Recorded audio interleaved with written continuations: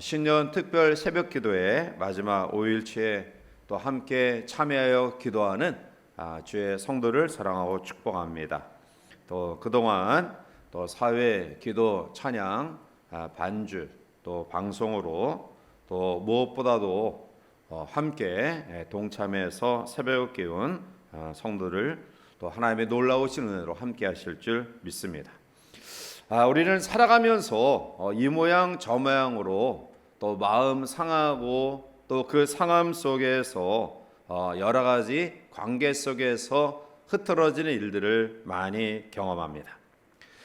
불친절한 식당 주인 때문에 또 무인격인 그러한 직장의 상사 때문에 또 가깝게 교제했던 사람들을 통해서 또 아니면 오랜만에 만난 그러한 친족 때문에 화가 나고 또 마음이 상하는 경우가 있습니다.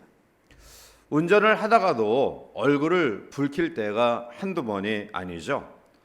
이와 같이 우리의 삶의 모든 부분에 있어서 우리는 마음이 상하고 또 그 상함 때문에 또 서로의 관계가 흐트러질 때가 있습니다. 한 남자와 여자가 서로 성격이 다르다는 이유로 갈라서는 모습이 그렇게 우리의 눈에 특별해 보이지 아니하는 세대를 살아가고 있습니다.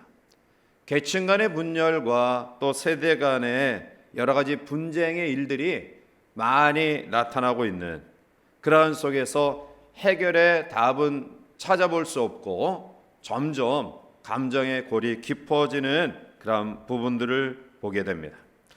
그러면 이 시대에 하나님의 사람들로서 우리는 어떻게 이러한 상한 마음과 또 그로 말미암아 주어지는 분쟁 그리고 다툼의 현장 속에서 어떻게 그것을 이해하고 또 어떻게 이것을 극복해 나가야 될까요? 오늘 빌립보서 2장 본문의 말씀은 예수 그리스도의 삶의 모습 속에 그 해답을 우리에게 제시하고 있습니다. 자, 그러면 먼저 우리에게 주시는 교훈의 말씀은 분쟁의 원인이 무엇이냐라는 것입니다.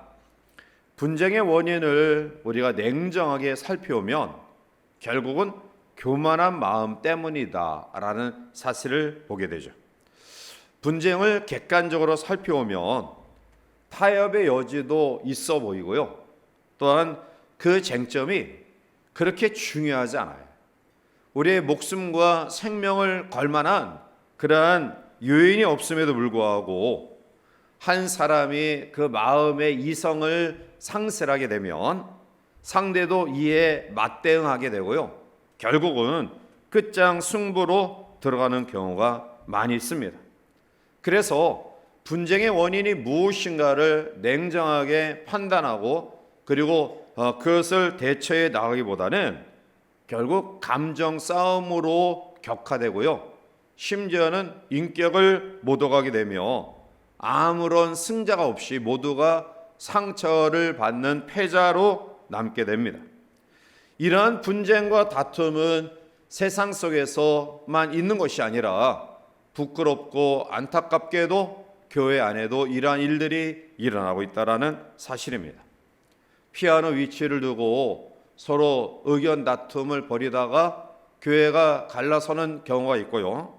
또한 절기 때 성도들에게 어떠한 선물을 나눠주실 것인가에 대한 부분에 대하여 다툼을 일으키다가 결국은 둘 다 교회에 나오지 않는 그런 경우도 봅니다. 자, 그러면 분쟁이 생기는 이유가 무엇일까요? 오늘 본문은 그 분쟁의 이유를 이렇게 이야기합니다. 자, 본문 3절 말씀을 우리 같이 가서 함께 읽어보시겠습니다. 아무 일에든지 다툼이나 허용으로 하지 말고 각각 자기보다 남을 낮게 여기고. 아멘. 분쟁의 원인을 오늘 성경은 다툼과 허용으로 이야기하고 있습니다. 다툼은 욕심 때문에 자기의 자존심 때문에 자만심 때문에 생기는 것이고요. 허용은 내용이 없는 영광이나 자랑을 의미합니다. 즉 겉에 보이고자 하는 모습, 자기 자랑을 말합니다. 진리이신 예수님의 뜻에 벗어난 인간 자신의 명예를 목표로 하는 허세를 이야기하는 것입니다. 결국 이 다툼과 허영은 겸손한 마음의 결여에서 기인되는 것입니다. 결국 겸손한 마음이 결여된 것이 교만한 마음이다. 그래서 성경은 그 해결 방법을 자기보다 남을 낮게 여기라 라고 말씀하고 있습니다. 교만한 마음은 때로는 종종 당위성, 또 합리성, 또 효율성을 포장으로 나타나기 때문에 그것이 교만한 마음에서 기인된 것인가를 착각할 때가 있습니다. 그럴듯한 그런 말로 포장해서 이야기하기 때문에 심지어는 그 말과 행동을 하는 자신도 거기에 속을 때가 빈번합니다.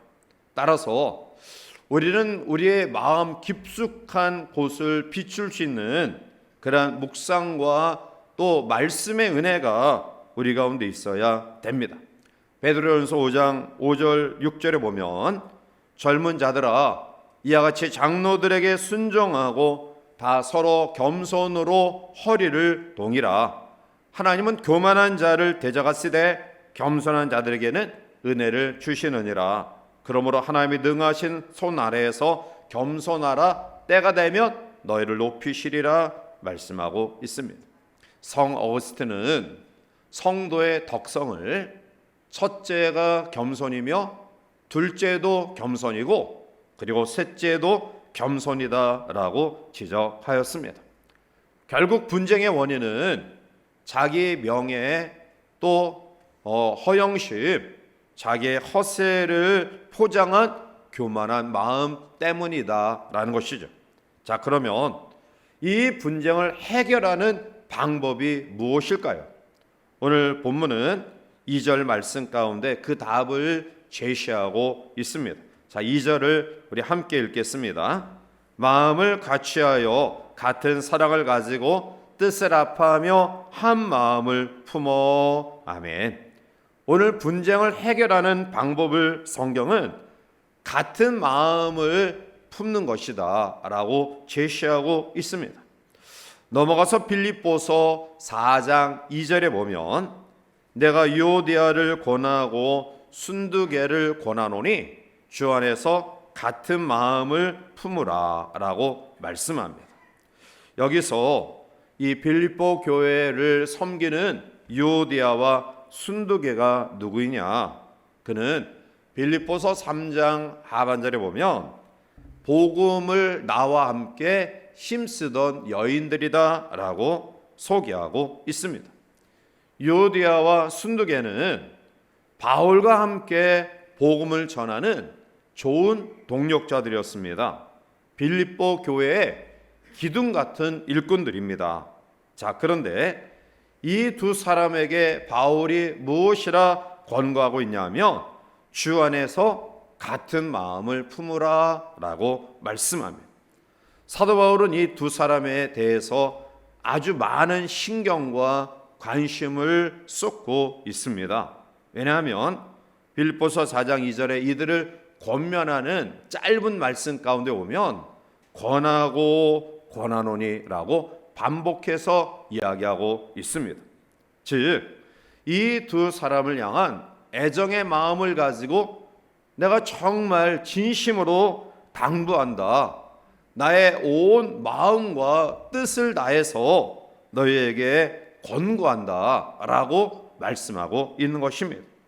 아마 이들은 바울이 이렇게 애정을 가지고 중심을 다하여 권고하는 것을 보면 아마 빌립보 교회의 기둥 같은 큰 일꾼인 것 같습니다.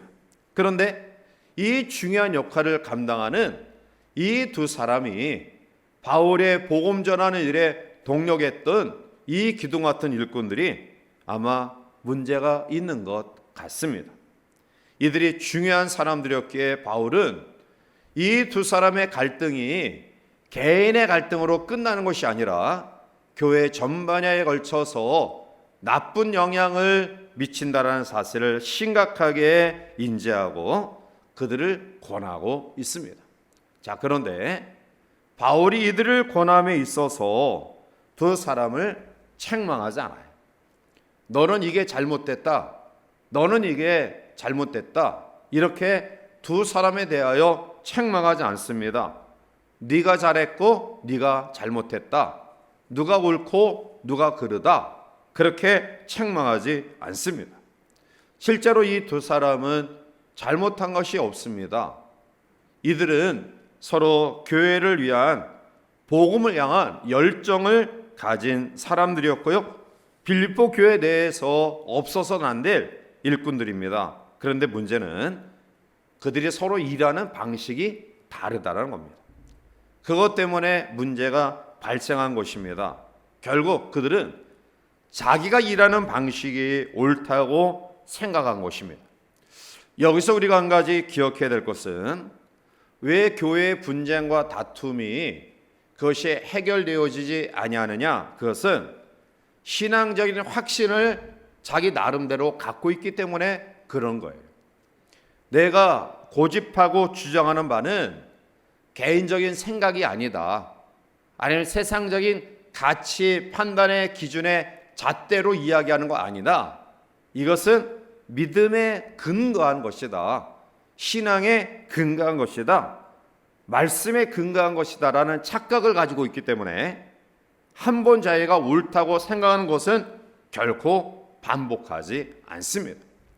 우리가 신앙생활을 나가면서 이러한 확고한 열정과 또 확고한 다짐과 결단은 굉장히 필요한 요소입니다.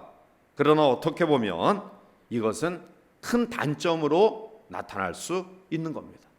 타협의 여지가 전혀 그 가운데 찾아볼 수 없습니다. 왜냐하면 자기 의의 신념에 입각한 판단이라고 착각하기 때문에 그렇습니다. 그래서 바울은 주 안에서 같은 마음을 품으라 라고 권고하고 있는 겁니다. 같은 마음을 품으라. 이 같은 마음을 품으라 라는 그 킹 제임스 영어 버전에 보면 주 안에서 서로에게 동의하라. 동의하라고 말씀하고 있어요. 동의하라. Agree with it. 동의하라. 다른 사람에 대한 부분에 대해서 동의하라 라는 거예요. 즉 서로가 서로에게 동의하라. 같은 그런 의견이다. 같은 그런 마음이다. 서로 신뢰해 주어라 라는 말씀이에요. 역지사지의 태도를 취하라는 것입니다. 이것이 바로 합력하는 마음이고요. 그리고 분쟁의 해결책입니다. 자, 그런데 오늘 바울은 더 나아가 온전한 분쟁의 해결 방법을 제시하고 있습니다.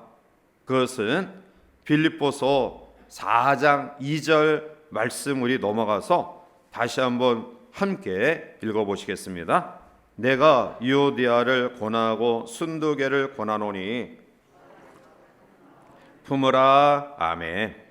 자, 사도 바울은 우리에게 분쟁의 근본적인 해결책을 제시하고 있습니다. 그것은 같은 마음을 품으라 라는 말씀을 이미 들었어요. 서로에게 동의하라. 서로의 의견을 역지사지의 마음으로 받아들여라.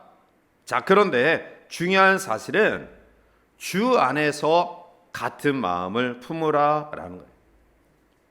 내 노력, 내 의지, 인간적인 어떤 경험 이런 것들을 총동원해서 동의하는 게 아니라 주 안에서 같은 마음을 품으라.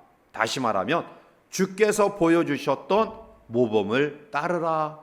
주께서 우리에게 말씀하셨던 말씀, 주께서 우리에게 보여주셨던 행동, 이것을 따라 행하라 라는 말씀이에요. 마태복음 5장 9절에 화평하게 하는 자는 복이 있나니 그들이 하나님의 아들이라 일컬음을 받을 것이며 라고 주님은 화평케 하는 자의 복을 이야기하셨습니다. 그리고 오늘 본문의 말씀 가운데서 이 주님의 말씀하신 화평케 하는 그러한 모범된 삶의 모습이 무엇이냐? 오늘 빌립보서 2장 5절부터 8절까지 보면 간곡하게 우리에게 이렇게 당부하고 있죠. 너희 안에 이 마음을 품으라 곧 그리스도 예수의 마음이니 그는 근본 하나님의 본체시나 하나님과 동등됨을 취할 것으로 여기지 아니하시고 오히려 자기를 비워 종의 형체를 가지사 사람들과 같이 되셨고 사람의 모양으로 나타나사 자기를 낮추시고 죽기까지 복종하셨으니 곧 십자가의 죽으심이라 말씀하고 있습니다. 예수의 마음을 가져라. 예수님의 마음, 예수님의 삶은 무엇이냐? 철저하게 섬김의 종의 모습이다. 그리고 그 종의 모습을 가지는 것만이 분쟁 해결의 방법이다. 화평을 이루는 길이다라고 말씀하고 있는 것입니다. 골로새서 1장 20절의 말씀 가운데 보면 그의 십자가의 피로 화평을 이루사 만물 곧 땅에 있는 것들이나 하늘에 있는 것들이 그로 말미암아 자기와 화목하게 되기를 기뻐하심이라 말씀하고 있어요. 참된 화평은 그리스도의 보혈을 통해 주어지는 것이다. 다시 말하면 예수님의 순결하신 피의 흘리심의 희생, 십자가의 죽으심이 하나됨의 비결이다라는 거예요. 오늘 이 시간 우리의 마음도 우리의 뜻도 바로 하나 되는 비결이 여기 있는 거예요. 예수님의 십자가 정신으로 할 수 있다. 결국은 내가 죽지 않았기 때문에 분쟁과 다툼과 반목이 지속되는 것 아닌가요? 자기 목숨까지 내어주신 주님의 희생의 모습이 우리 가운데 갇혀 있다고 한다면 우리는 얼마든지 화목할 수 있습니다.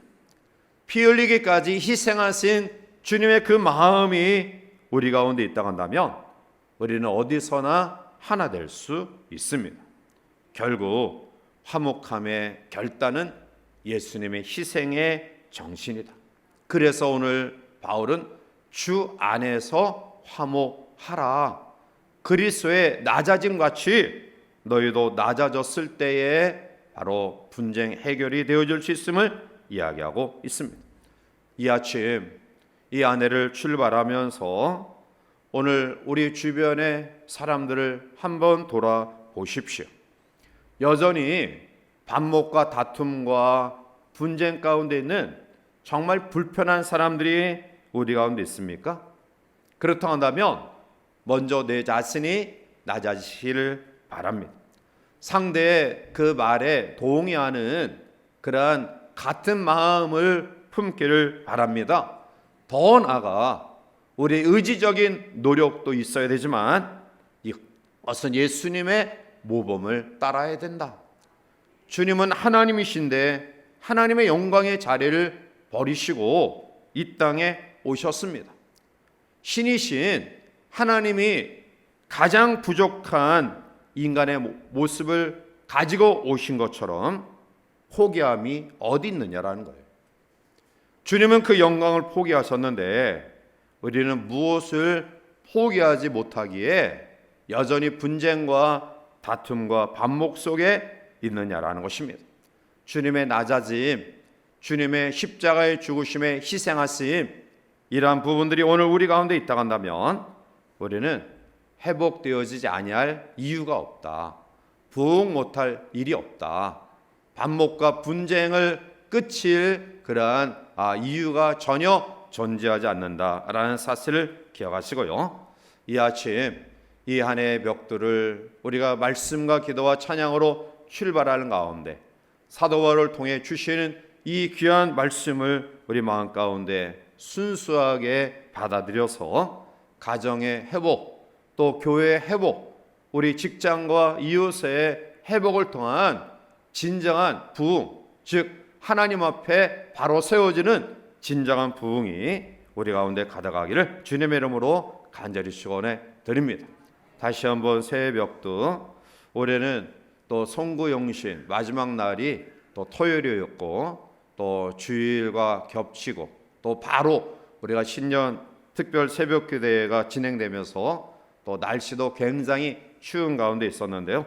다시 한번 이 새벽들을 또 예배를 돕기 위해 사회와 기도, 또 찬양과 반주, 또 방송으로 무엇보다도 원근 각처에서 사모하는 회복과 부흥을 꿈꾸며 동참한 우리 모든 성도들에게 감사를 드리고요. 또 이러한 은혜가 이 안에 우리 가운데 충만함을 경험하는, 그래서 하나님께 영광 돌리는 우리 모두가 되시기를 주님의 이름으로 간절히 축원해 드립니다. 기도하시겠습니다. 사랑이 많으신 하나님, 인간의 관계 속에서 서로 마음 상하게 할 때가 있고요. 또 분쟁과 다툼과 또 우리의 삶 속에 또 분노로 인한 상한 감정과 상처를 주는 때가 있음을 솔직히 주님 앞에 고백하며 회개합니다. 하나님, 이 아침 우리에게 주신 말씀처럼 이 분쟁의 이유는 다툼과 허영, 즉 교만한 마음 때문입니다. 나의 생각을 내려놓지 못하기 때문입니다. 특히 신앙인들의 다툼이 해결이 어려운 것은 이 근거가 말씀 위에 있다, 신앙에 있다, 교회를 사랑하는 마음 때문에, 예수님을 사랑하는 마음 때문에 내가 하는 것이다 라는 착각을 가지고 있기 때문입니다. 그러나 우리가 하나님 앞에 예수님의 그 마음, 예수님의 그 언어, 예수님의 정신을 담지 아니하고는 결코 하나님의 역사를 경험할 수 없음을 고백하오니, 예수님의 낮아짐, 예수님의 섬기심, 심지어는 예수님의 십자가의 죽으심을 우리들이 본받아 우리의 모든 관계 속에서 화평을 이뤄가는 복된 주의 성도들에게 축복하여 주시옵소서. 이 아침도 말씀을 의지하여 열방과 또 이 나라 민족을 위해, 또 교회를 위해 우리 한우들과 노년에 계신 성도들, 특별히 우리 다음 세대들의 학업과 취업과 결혼과 장래를 위해 간구하는 모든 기도에 크신 응답의 은혜를 허락하여 주시옵소서. 하나님의 놀라우신 은혜가 이 안에 진정한 회복과 부흥을 꿈꾸는 죄 백성들에게 충만히 임할 수 있도록 도와 주시옵소서. 예수님의 이름으로 기도하옵나이다. 아멘.